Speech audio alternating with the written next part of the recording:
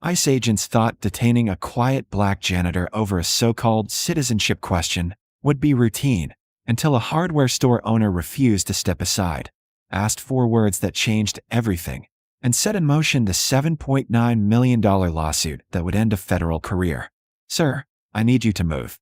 The command came sharp and rehearsed, delivered by Agent Daniel Kerrigan as he stepped onto the polished concrete floor of Carter's Hardware and Supply on Maple Avenue in the Riverside district of Birmingham, where Thomas Carter had opened the doors every morning at 7 a.m. for the last 41 years, just as his father had before him and his grandfather before that.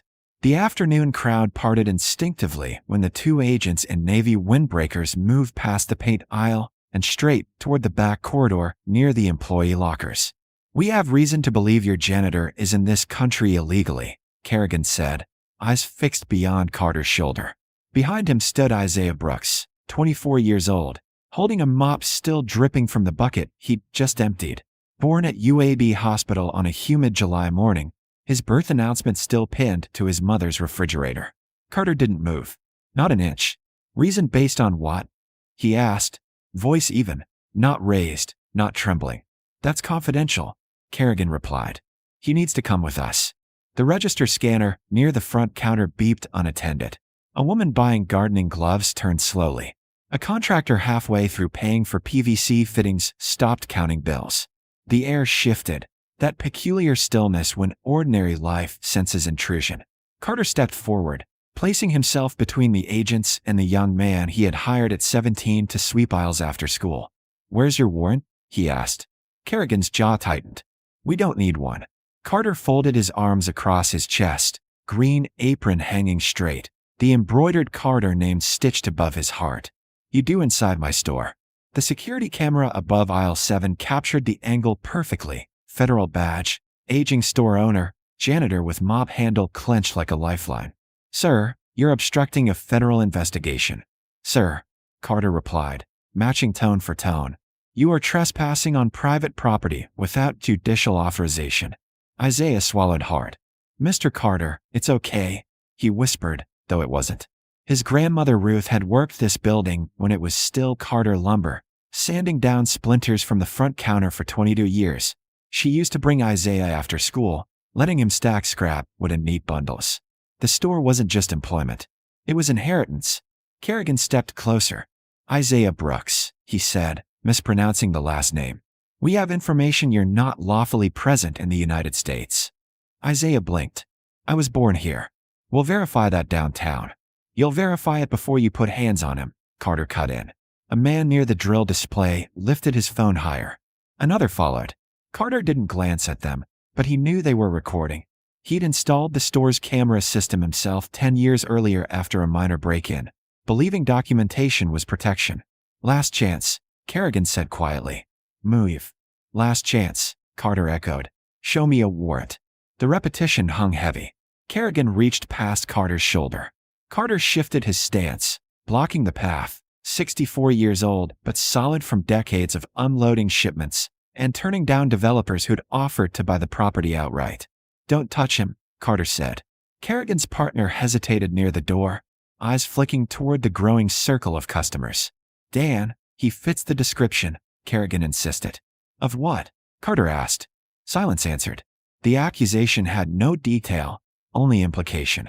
Isaiah's grip tightened around the mop handle. "Sir, I have a passport," he said. Softly. "It's at home. You can bring it to processing," Kerrigan replied. "Processing?" Carter's voice sharpened for the first time. "You're not processing anyone from my floor without a judge's signature." The fluorescent lights hummed overhead. Somewhere near plumbing, a child asked his mother what was happening. Kerrigan stepped forward and grabbed Isaiah's wrist. The reaction was immediate. A collective intake of breath, phones raised higher, Carter's hand clamping around Kerrigan's forearm. "Let him go," Carter said, low and controlled. "You're obstructing," Kerrigan snapped. "You're assaulting," Carter countered. The words collided between them. Isaiah winced, the mop clattering to the ground. A retired school principal who had shopped there for decades spoke from behind the paint mixer. "He's worked here since he was a kid," she said loudly. "We all know him." The partner agent shifted again, discomfort etched across his face. "Dan, maybe we confirm first." "We are confirming," Kerrigan insisted, but he did not release his grip. Carter leaned closer, voice steady as steel. 3 seconds, he said. "You have 3 seconds to take your hand off my employee, or I will file charges for trespass, assault, and civil rights violations so fast your supervisor won't know what hit him." The customers formed a loose semicircle, not threatening, simply witnessing. The store cameras recorded from above, capturing every movement. 1. Carter counted. Isaiah's breathing quickened. 2. The partner agent stepped toward the exit, clearly calculating optics. Dan 3. Kerrigan released Isaiah's wrist. The mark left behind reddened instantly. "This isn't over," Kerrigan said, backing toward the door. "You're right," Carter replied. "It's just getting started." The automatic door slid open with a mechanical sigh as the agent stepped out onto Maple Avenue, unaware that the footage already circulating online would be replayed in a federal courtroom months later, unaware that the 4 words they dismissed, "Where's your warrant?" would echo through depositions, indictments, and a civil settlement totaling $7.9 million, unaware that a quiet janitor with a mop and a stubborn hardware store owner had just turned a routine intimidation into a national reckoning. By sunset, the video had already spread beyond Maple Avenue, beyond Riverside, beyond even Birmingham, and what Agent Daniel Kerrigan had dismissed as a routine pickup was replaying on screens with one question looping beneath it: "Where's your warrant?" While inside Carter's hardware and supply, Thomas Carter locked the front doors an hour early for the first time in 4 decades and walked Isaiah Brooks into the small back office where 3 generations of framed photographs lined the walls: black and white portraits of employees from the 1960s, color snapshots from the 80s, digital prints from last year's Christmas party. And there, near the corkboard cluttered with church flyers and business cards, a photocopy of Isaiah's birth certificate that his grandmother had once insisted he keep on file, just in case the world ever forgets who you are. Isaiah sat stiffly in the metal folding chair, wrists still pink where Kerrigan had grabbed him. "Mr. Carter," he said quietly, "I don't understand how this even happened." Carter exhaled slowly, the kind of breath a man takes when he knows something bigger than one afternoon is unfolding. "Somebody made a phone call," he replied, "and somebody decided not to check it." Outside, customers lingered in the parking lot, still talking, still scrolling through footage they'd recorded from 3 different angles. By morning, local reporters were calling. By noon, federal investigators were reviewing the security files Carter had already backed up to 2 separate drives. The anonymous tip that triggered the incident had come through a hotline at 10:14 a.m. that same day, alleging that Carter's employed multiple undocumented workers, specifically naming Isaiah Brooks as likely illegal. The call lasted 37 seconds. No documentation, no evidence, just accusation. Within 48 hours, digital forensics traced the prepaid phone used to make the report to a purchase made near the Summit retail complex. Surveillance footage from the gas station showed a man in a pressed polo and khakis paying cash. His identity surfaced quickly: Gregory Vale, regional operations manager for a national hardware chain that had opened a sprawling warehouse-style location 8 blocks from Carter's store the previous year. Sales reports later revealed that Vale's location had consistently underperformed projections, while Carter's hardware, smaller, older, stubbornly independent, had maintained steady numbers thanks to loyal customers who preferred familiarity over fluorescent anonymity. Investigators discovered Vale had searched online for immigration enforcement tip lines multiple times in the weeks prior. Email records showed him complaining to colleagues that Carter's was impossible to compete with because of neighborhood loyalty. Loyalty, it seemed, was something he intended to fracture. Meanwhile, scrutiny widened around Agent Kerrigan. His personnel file, once shielded by bureaucratic layers, revealed a troubling pattern: 12 prior complaints over 5 years involving warrantless entries into small businesses, nearly all minority-owned or employing predominantly minority staff. In none of those cases had immigration violations been substantiated. Internal notes described him as aggressive, results-oriented, and persistent in high-visibility enforcement, language that looked different under federal review. Text messages recovered from his government phone showed troubling shorthand. "Easy grab," one read in reference to a restaurant raid months earlier. "Small shops don't fight back." Carter had fought back. That was the difference. Witness statements poured in from customers who had been inside the store that afternoon. A retired Army sergeant described the grip on Isaiah's wrist as excessive and unnecessary. A nurse testified she saw no attempt to present documentation before physical contact. A high school civics teacher wrote that she had never before witnessed someone demand constitutional compliance so calmly.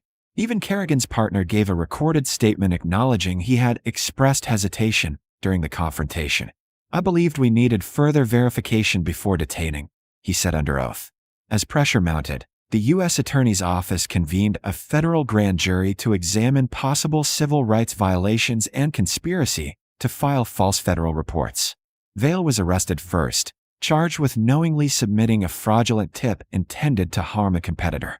His employer released a carefully worded statement distancing corporate leadership from his actions, though internal emails suggested upper management had been aware of his hostility toward Carter's long before the incident. Kerrigan's indictment followed weeks later. Deprivation of rights under color of law, unlawful detention, and assault. The courtroom in downtown Birmingham filled quickly on the first day of hearings. Isaiah testified softly but steadily, describing the shock of hearing his citizenship questioned in the building where he had grown up sweeping sawdust beside his grandmother. Carter testified next, wearing the same green apron he had worn the afternoon of the confrontation. "This store was built on dignity," he told the jury. "If someone walks in here without a warrant and tries to drag one of my people out, I'm going to stand in the way." The prosecution played the security footage frame by frame. The reach, the grip, the resistance, the release. It was impossible to look away from the clarity of it. Legal analysts later said the footage eliminated any ambiguity that often clouds cases involving federal authority. After 3 hours of deliberation, the jury returned guilty verdicts on all counts. Kerrigan faced federal prison. Vail faced conspiracy charges and career ruin. But the criminal verdict was only part of the reckoning. Carter filed a civil suit against the agency for violation of constitutional rights, emotional distress, and reputational harm to his business. Discovery unearthed internal communications showing supervisors had ignored prior complaints against Kerrigan, praising his initiative despite repeated warnings.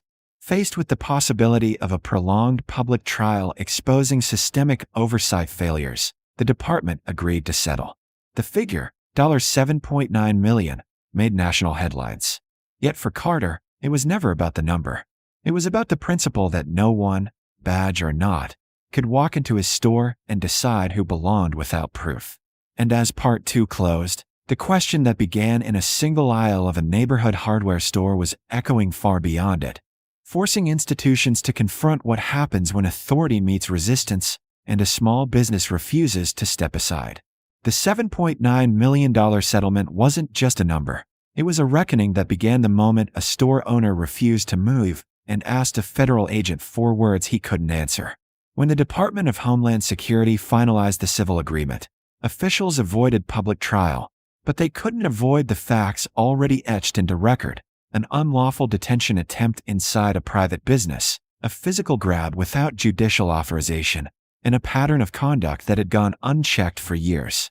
The press conference took place on the courthouse steps in downtown Birmingham, cameras lined shoulder to shoulder, reporters calling out questions as Thomas Carter stood beside Isaiah Brooks, the same quiet janitor whose wrist had been bruised in aisle 7 months earlier. Carter wore his green apron again, not for symbolism, but because he had come straight from opening the store at 7 a.m., just like always. "This was never about money," he said into the microphones. "It was about dignity, and it was about the Constitution." Behind them stood community members, longtime customers, and employees who had refused to let the moment fade into another forgotten headline. Isaiah spoke next, voice steady now. "I was born at UAB Hospital. My grandmother worked in that building before I did. I didn't do anything wrong." The statement was simple, but it cut through the noise. Agent Daniel Kerrigan had already been sentenced to federal prison, 5 years for civil rights violations, unlawful detention, and assault under color of law. Court records detailed the pattern investigators uncovered: small businesses targeted after anonymous tips, minimal verification, high-visibility enforcement designed to produce arrest statistics. In nearly every prior incident, The individuals detained were released within hours after documentation confirmed citizenship or lawful status. None of those earlier cases had the combination that Carter's did: multiple camera angles, vocal witnesses, and an owner willing to physically block the path. Kerrigan's partner avoided charges after cooperating fully, admitting under oath that he had questioned the legality of entering without a warrant. Gregory Vale, the competitor whose anonymous tip triggered everything, received 3 years for conspiracy and filing false federal reports. His corporate employer closed the underperforming Riverside location 8 months later, citing market adjustments. Though most residents knew exactly why foot traffic had dried up, Carter directed the settlement funds with the same deliberation he used when ordering inventory. $3 million established the Ruth Brooks Community Defense Fund, named after Isaiah's grandmother, providing legal assistance to small business owners facing questionable enforcement actions. $2 million funded scholarships for first-generation college students in Riverside. $1 million supported civil rights organizations focused on constitutional accountability in federal operations. The remaining funds ensured Isaiah's future, graduate school tuition paid in full, and seed capital for the small cleaning services company he had long dreamed of launching. "You earned this," Carter told him privately in the back office, standing beneath the wall of framed employee photographs. "Your grandmother trusted me to look out for you. I'm still doing that." Isaiah shook his head at first, overwhelmed, but Carter's voice carried the same calm authority it had that afternoon. "Opportunity is protection," he said. "Take it." Policy changes followed quietly, but significantly. Internal directives now required supervisory approval and documented verification before any enforcement action inside privately owned businesses within the district. Warrant requirements were reiterated in writing. Oversight committees expanded review procedures for anonymous tips, especially those targeting individual workers without supporting evidence. Legal scholars cited the Carter case in discussions about constitutional safeguards and the limits of administrative authority. Law schools dissected the footage frame by frame, emphasizing the power of informed resistance. Life at Carter's Hardware and Supply returned to its steady rhythm. The fluorescent lights hummed. The smell of lumber and machine oil lingered in the air. Isaiah continued working evenings while attending business classes during the day. Customers still lined up to greet him by name. A small framed printout of the settlement announcement hung near the corkboard, not as a trophy, but as a reminder. Above it, Carter added a brass plaque engraved with 4 words: "Where's your warrant?" He didn't add commentary. He didn't need to.